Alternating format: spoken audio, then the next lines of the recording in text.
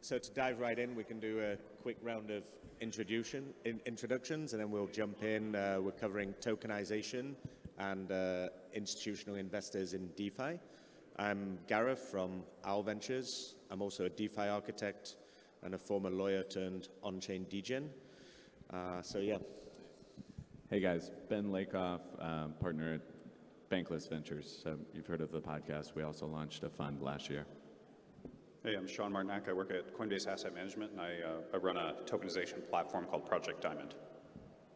Hi, I'm Jignesh from ComTech, and we have designed the first real-world asset backed by 100% gold, which is highest purity of 4 nines. Hello. My name is Momir. I've been with IOSG Ventures since 2020. IOSG is a crypto investment firm. We've been in this space since 2017. Did a lot of stuff around Ethereum over the past 5 years, and yeah, happy to be here. So tokenization, we've been hearing about it since the days of security token offerings and all the STO infrastructure that never materialized. Last cycle, we started to see the likes of Centrifuge and Goldfinch bringing some assets on chain. I don't think it's quite there yet in terms of institutional adoption. So how have we progressed since then? Where are we now? How do you see this path towards tokenization of real world assets on chain? I can lead off. I mean, how many people in here own stable coins? Just by show of hands. How many have tokenized treasuries or something like that? What about any other kind of RWA? I mean, yeah, pretty good. So I think like remembering that stablecoins are still like tokenized real world assets, and they probably have the best product market fit of anything within crypto. So where we were 7 years ago versus now, like tremendous adoption from a stablecoin perspective, but that's kind of like the softball answer to this whole thing. I think like in the past couple years, the tokenized treasuries, I guess whenever treasury rate increased, I mean, there's like $1.2 billion of tokenized treasuries. Now you have somebody like BlackRock coming in and tokenizing treasuries and putting $300 million of assets on chain. So we're making progress, but a lot of times, especially within crypto, the timeline is the missed expectation versus reality. So we're making some progress, but these guys can probably talk a little bit better on it. So basically, the evaluation of real-world tokenization asset have been, taking various factors into consideration. So basically, a lot of changes have been happening in the regulatory landscapes, where a lot of regulators are now looking into it in more detail and more specific requirements that they are coming up with. And there are various tokenization platforms, the selection of the asset class that we need to actually go into RWA, and what kind of a fractional ownership that asset will give you. And based on all these things, then what are the compliances, governance, framework, has evolved over a period of time. And with this, all these aspects, it's giving the stakeholder a lot of opportunities to, taking the risk appetite and selecting the assets that they need to take their bet on.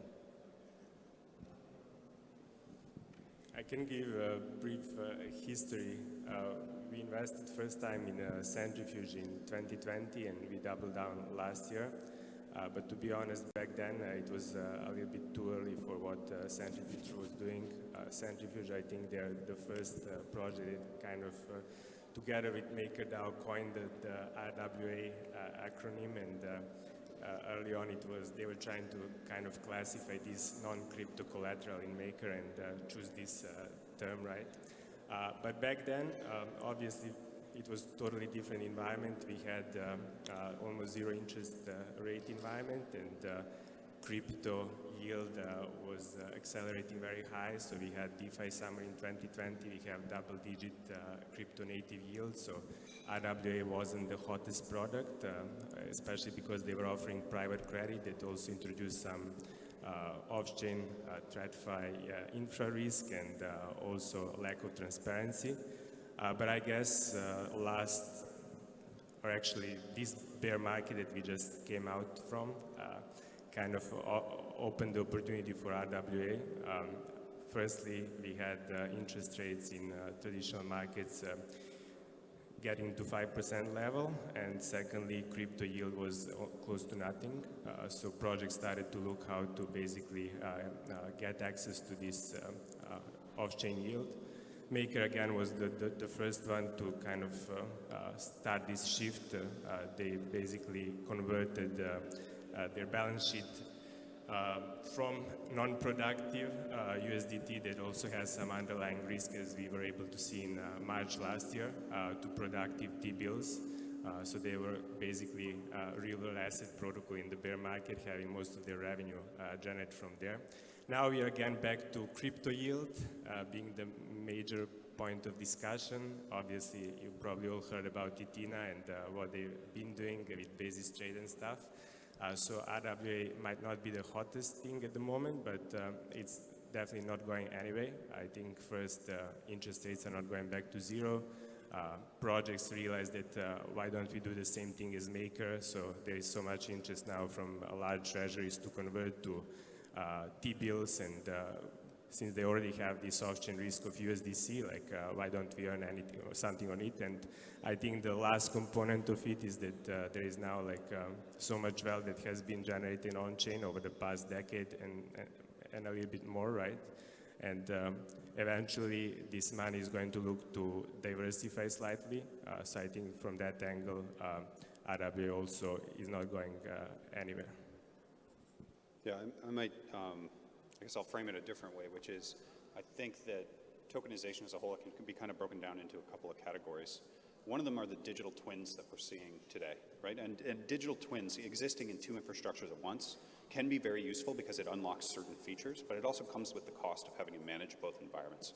So you look at where there's some adoption for that. I mean, Ben was pointing to stablecoin because it had tremendous utility, and it also really gained that initial adoption at a time when capturing 100% of the net interest margin from the yield, the collateral underlying these assets was not a big deal because interest rates were zero.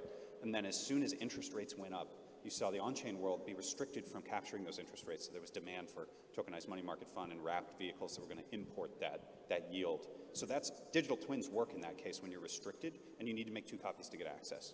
I would argue, and this is kind of our focus as a platform, that that's a first step in the tokenization path, but the next step is to create digitally native instruments, because what the broader capital markets need, and keep in mind they're at least 200 times larger than the current total capital base inside crypto, maybe 500 times larger. What that capital market needs to really enter this infrastructure is they need an efficiency gain. And it's not going to show up in terms of massive, we were talking about this earlier, 100x returns. It's going to show up in terms of an extra 10 basis points on your yield because the margins have improved and the operational efficiency has improved. And that comes from creating instruments from their birth through their entire life cycle as highly automated as possible and maturing them on a blockchain, and that's where those property rights live. So it's about migrating from the old infrastructure actually natively into the new infrastructure for the broad capital markets that often come with that regulatory umbrella as a necessity. So we need a regulatory unlock. We need to take the next step in building that technology. Our team is pushing on that, and there's plenty of others that are pushing on it as well, and I think that will be the next phase that we can build on top of what's already been established with things like stablecoin.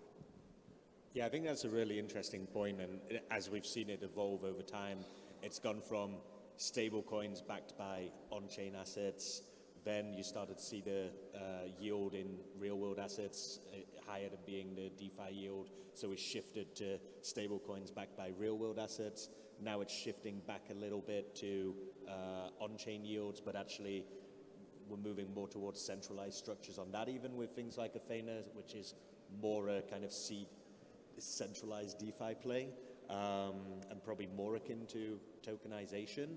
So I think, yeah, we have seen a lot of what you're calling digital twins, and it's an interesting point that it's probably going to be new products that are the next wave of tokenization. What do you see as the future of tokenization of assets on chain What have we not seen yet? What do you want to see? I can just quickly, I mean, I think you mentioned it.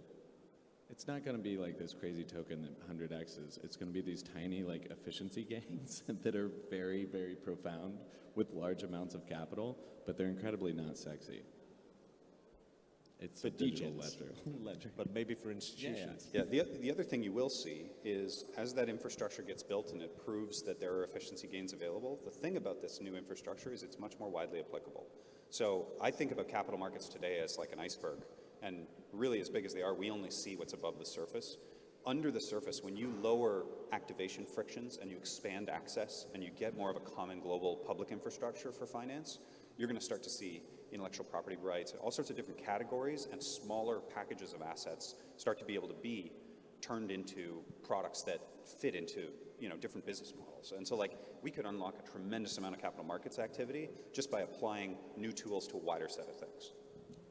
And I think that's one of the most interesting aspects of it that we discussed, that, yeah, the products themselves might not be as interesting for on-chain natives and that side of things, but you're still going to get exposure to that if you're suddenly having trillions of dollars of assets secured on a chain in TBL, a lot of activity there, millions of transactions. That's going to flow through to the L1s and L2 networks that these are built on top of.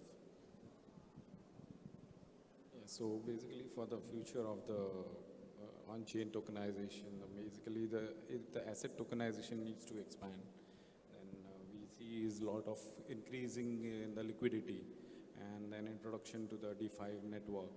These are the major aspects which needs to be looked upon and worked upon. I think Shaun is probably best to comment on this one. I'm not sure what's going to be possible because of the regulatory hurdle, but I definitely can be very creative with the ways how traditional infrastructure interacts with DeFi. But for instance, we had this, we have this project called Backed Finance.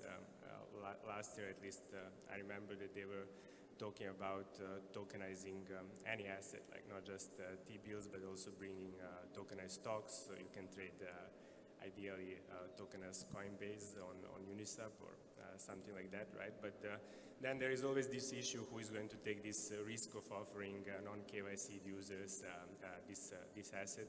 They had the idea that they attract some institutions, market makers, to basically mine these token standards that represent traditional stocks, and then expected them to bring it on-chain. But obviously these are all institutions that are not willing and to accept this risk, and it's very hard to bootstrap these new markets.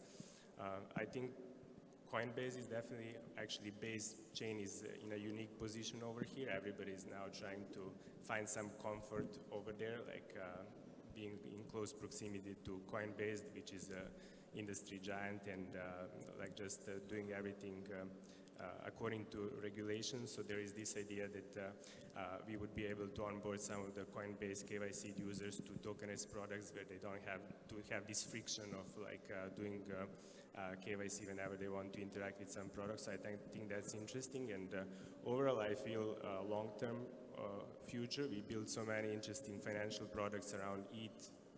We can use this like financial innovation, this DeFi composability also around real-world assets eventually when there is liquidity, right? But how do we get there? That's something that is still not clear.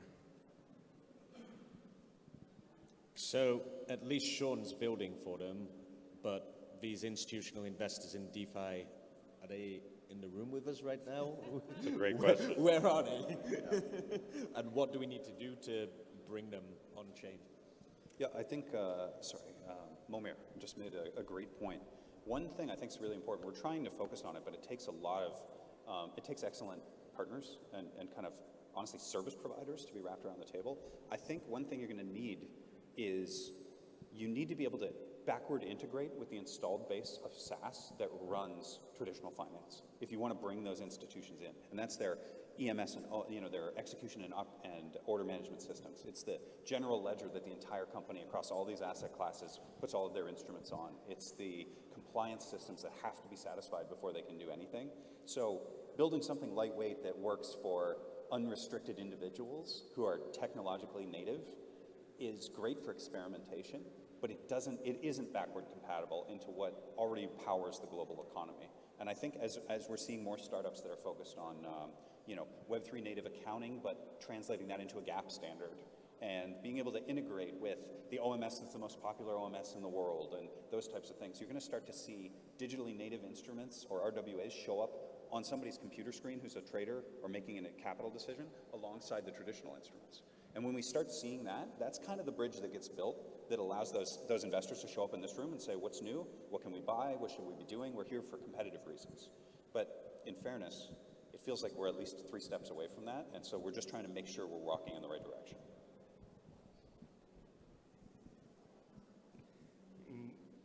I think for me personally, like you guys mentioned, this marginal efficiency of using blockchain infrastructure. For me personally, it was funny, like when crypto ETFs launched, like how actually obsolete the financial infrastructure in traditional finance is. Like we had to wait for about 24 hours in first days to figure out what was actually the inflow, what was actually the volume. And apparently there's just a bunch of people doing Excel inputs and then kind of aggregating these tables and telling us the results the next day.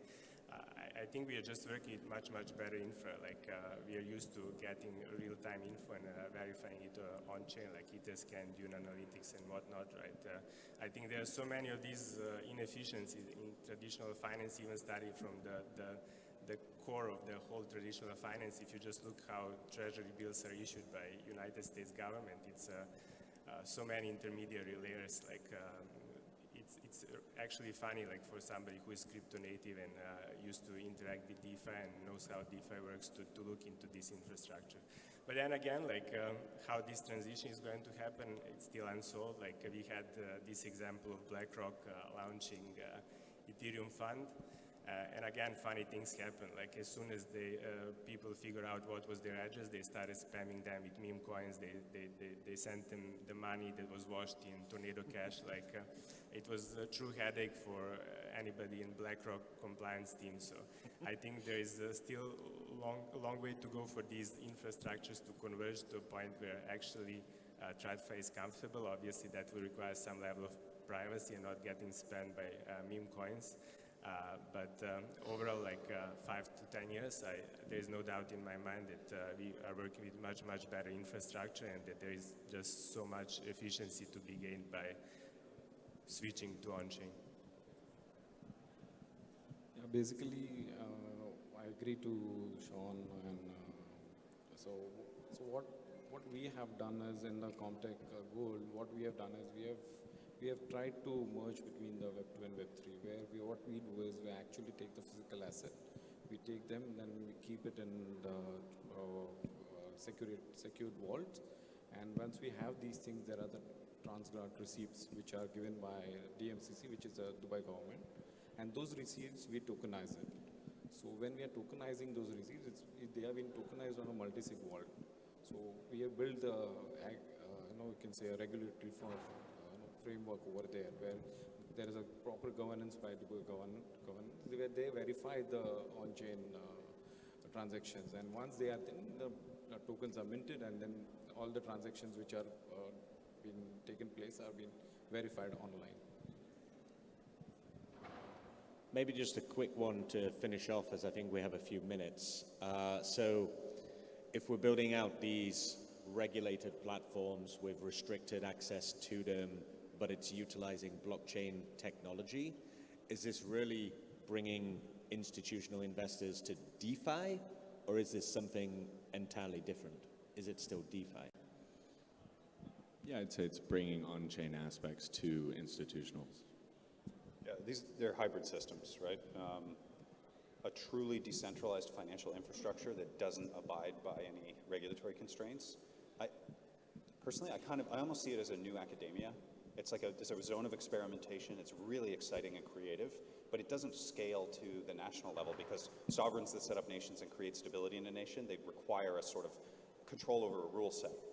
And so you've got to figure out where you have that open environment of experimentation, where you have the more closed environment for scaling capital under a security paradigm. And we're flirting with the boundaries between these things. We're probing at them, trying to figure out how they're going to land. It'll take probably decades.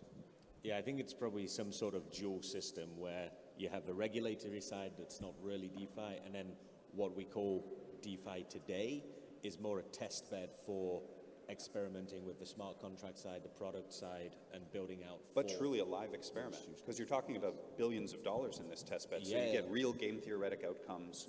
You have true engagement from people that are dedicating careers and lives to building in that ecosystem because it's profitable for them. But it's not the same thing as saying that's the scale of the global capital markets. Yep.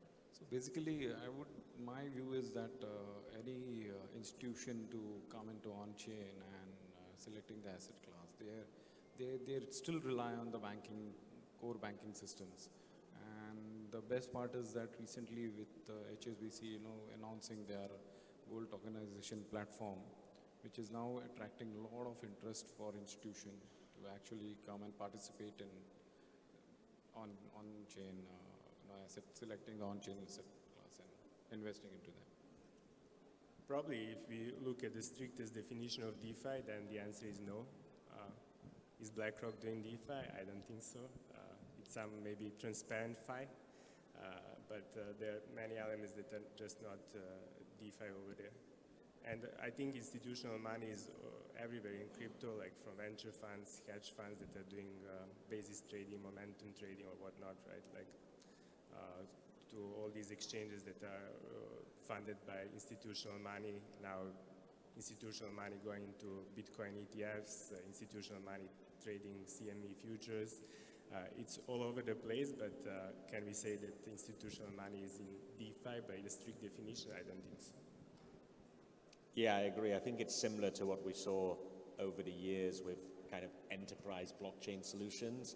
It's now being built on public blockchains. There's transparency there. There's openness in that sense. And I think, Shaun, we discussed it a bit earlier, but we're probably likely to see more retail-focused yet traditional finance solutions being built out on-chain. But I think in terms of decentralization, it's probably not even the end goal for most of the institutions. It's more towards transparency, I would say. Okay, I think we're probably out of time. So, Thank you. Thanks, everyone. Thanks, gang. Thank you. Thanks. Thank you.